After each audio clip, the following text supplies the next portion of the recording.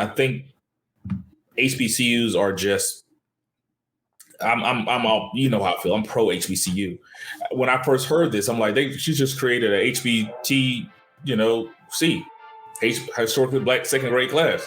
Like she just. Oh, that's what grade this was? Second grade? Mm-hmm. Yeah.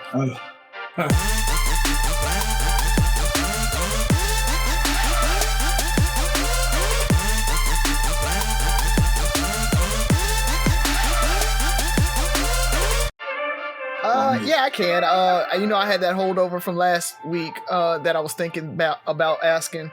I think I shared it with you guys. The principal in Atlanta that basically racially segregated her kids. So she basically, think about, there's 5 classes in a grade, and she identified 2 of them as the black classes, and she put all the black students in those 2 classes.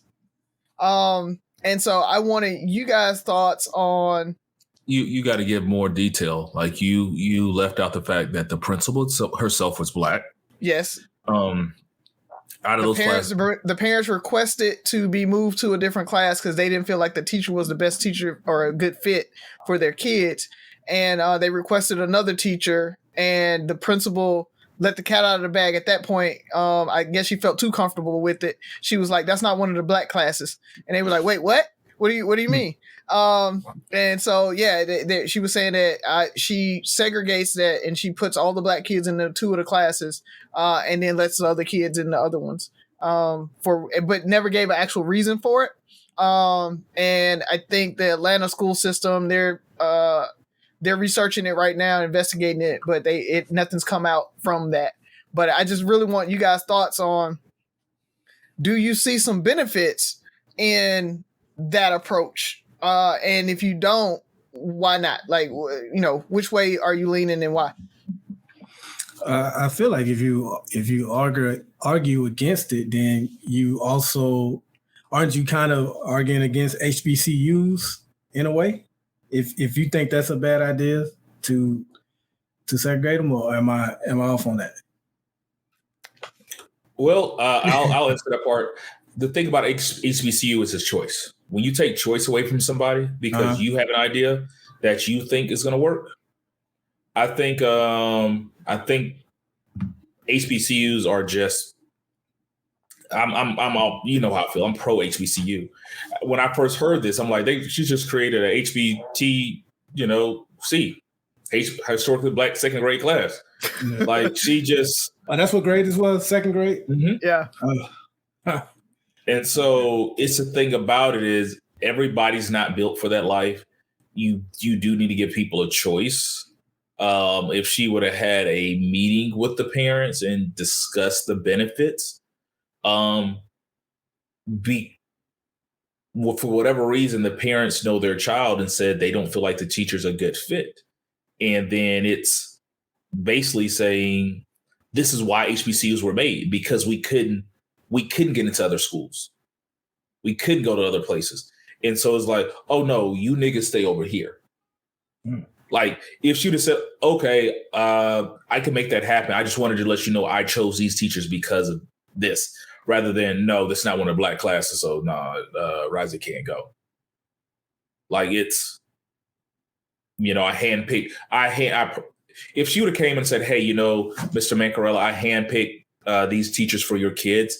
I feel like the benefits of these 2 teachers and the impact they've had on our other black students is great. Let me hear some testimonials. Here's why. However, if you want to take your kids to these other teachers, then by all means, these are your kids. That's fine. But also at the same time, now you put this kid in a situation where he or she is the only black kid in any one of these other 3 classes. So there are 25 kids in a class. That person now is a loner. It's. And that's kind of going to my answer. That's a little bit of what I was thinking, is that the black population of that school was only 11%. So you think through this, say there's 100 second graders, you got 11 black kids in the entire second grade. If I split them between 5 classes, say, is what they said they had, 5 classes, I'm literally putting 2 black kids in each class versus being able to say, I'm going to have 5 or 6 black kids in these 2 classes so that they can have, a really good melting pot and they can feel more comfortable having more kids that look like them, and so that they're not the only black kid or one of 2 black kids in the class. And so that she was making it more inclusive by putting them together or putting all the black kids together. The issue comes in that we don't know, because she didn't respond. We didn't get a response from her. It's all the parents' testimony and the school system's statement. That's it. That's all we have.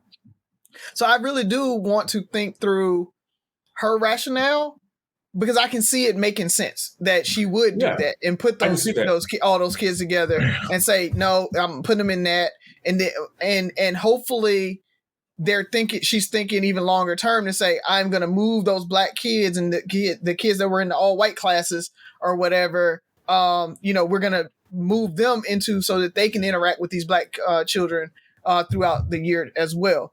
So trying to balance what's good for the black kids with actually integrating and making sure that everybody has a chance to interact with people of opposite race is hard. And it's a long-term strategy that she needs to make.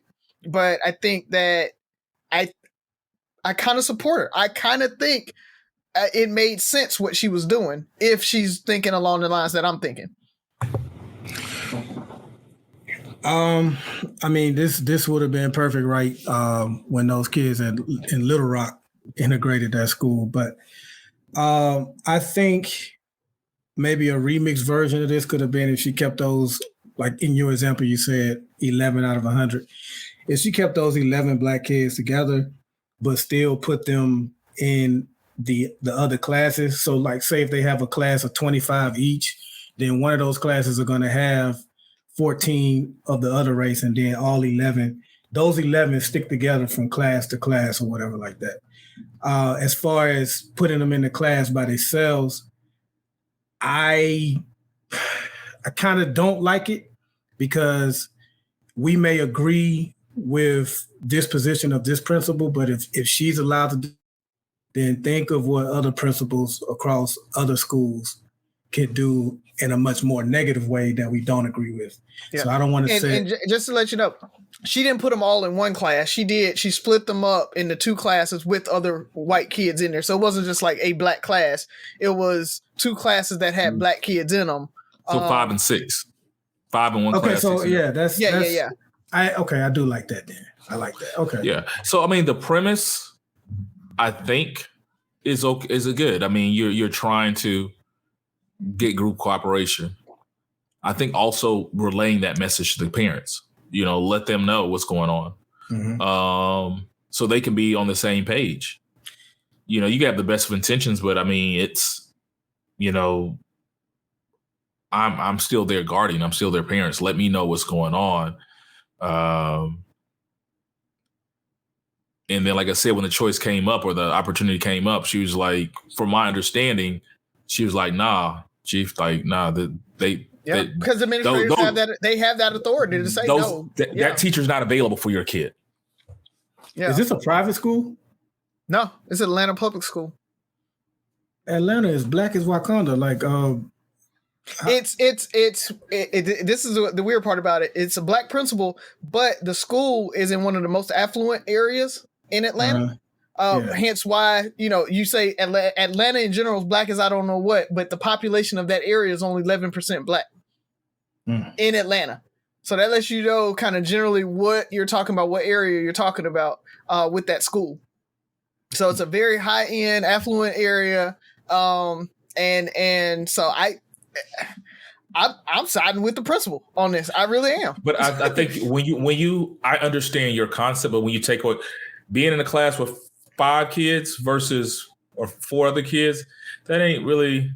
It's still you're still a huge minority. I've been that black kid. I've been that black kid in the 4th and 5th grade. That was my 4th and 5th grade experience.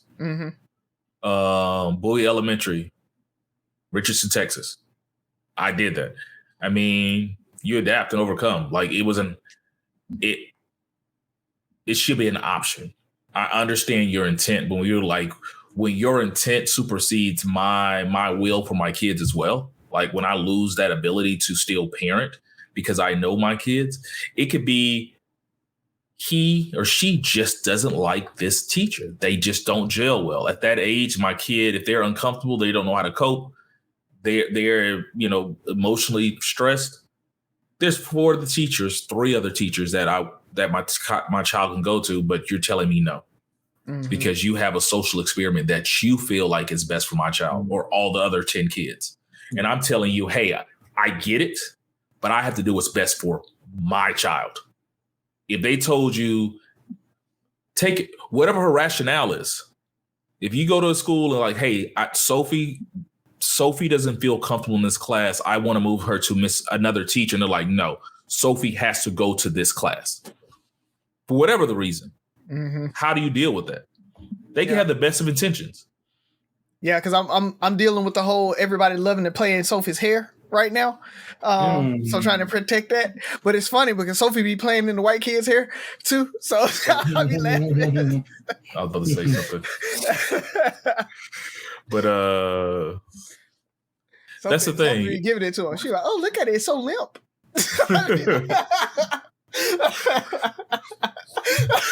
It just falls back down. I love that.